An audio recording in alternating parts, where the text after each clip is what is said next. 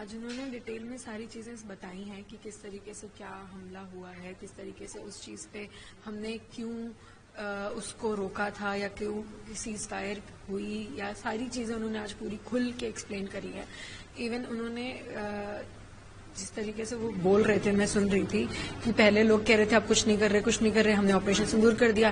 फिर जब हम ऑपरेशन सिंदूर करते फिर उसके बाद जब हम ऑपरेशन सिंदूर रोके फिर कह रहे अब आप कुछ नहीं कर रहे, अब आप कुछ नहीं कर रहे। तो ये क्वेश्चन का भी उन्होंने बोला कि अब हर बार हम कर ही रहे हैं, लेकिन हम हर बार प्रूफ क्या कर रहे हैं।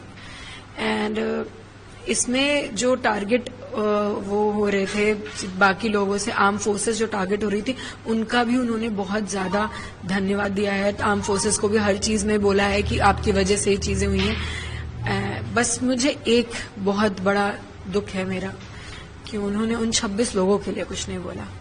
जहां प्रियंका गांधी जी और राहुल गांधी जी, उन दोनों को भी मैं थैंक यू बोलूंगी कि उन्होंने उन 26 लोगों की बात करी है। शुभम का भी नाम लिया था उन्होंने पार्लियामेंट में, बट मुझे इस चीज का दुख है। इवन मैं एक्सपेक्ट कर रही थी कि आज पीएम सर कुछ तो उन 26 लोगों की बात करेंगे, उन 26 के रिस्पेक्ट के लिए कुछ तो बोलेंगे, बट ये नहीं बोला। इस चीज का मुझे बहुत दुख है। आज एक ऑपरेशन सिंदूर को लेकर संसद था, कुछ भ्रामक थी, जिधर प्रधानमंत्री ने कहा कि कांग्रेस के विपक्ष के आरोप थे कि अमेरिका के बाद ऑपरेशन सिंदूर को रोका गया, लेकिन आज इस बात को प्रधानमंत्री जी ने बिल्कुल स्पष्ट कर दिया कि कहीं से भी किसी का दखल नहीं था।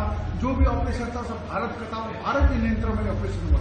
तो कहीं न कहीं एक संतुष्टि बात, और आतंकवादियों को जिस तरह से उन्होंने कहा कि आगे भी कार्रवाई होगी, जी आपको लगता है कि एक तरह से संजीदा है पूरा इस मामले? ये बात तो वो मुझसे भी कह के गए थे कि कार्रवाई चलेगी, और आगे भी जिस तरीके से मैं भी बोल रही हूँ कि जब तक टेररिज्म है तब तक ये लड़ाई चलेगी।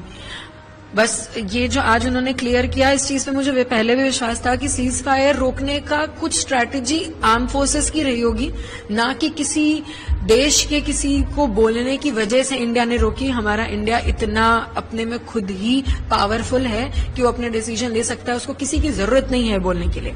लेकिन कुछ स्ट्रैटेजिकली चीजें मूव करनी पड़ती हैं, चाहे वो आर्म फोर्सेस मूव करे अपने तरीके से, चाहे वो गवर्नमेंट मूव करे, वो उनका है, वो बिगर कॉल है। मैं बहुत छोटी हूँ उसमें कुछ भी बोलने के लिए, लेकिन मुझे जहां तक लगता है ये आर्म फोर्सेस का डिसीजन है एंड हमें वो रिस्पेक्ट करना चाहिए। एंड आज ये क्लियर हो गया, ये किसी के बोलने की वजह से सर्जिकल स्ट्राइक नहीं हुआ था।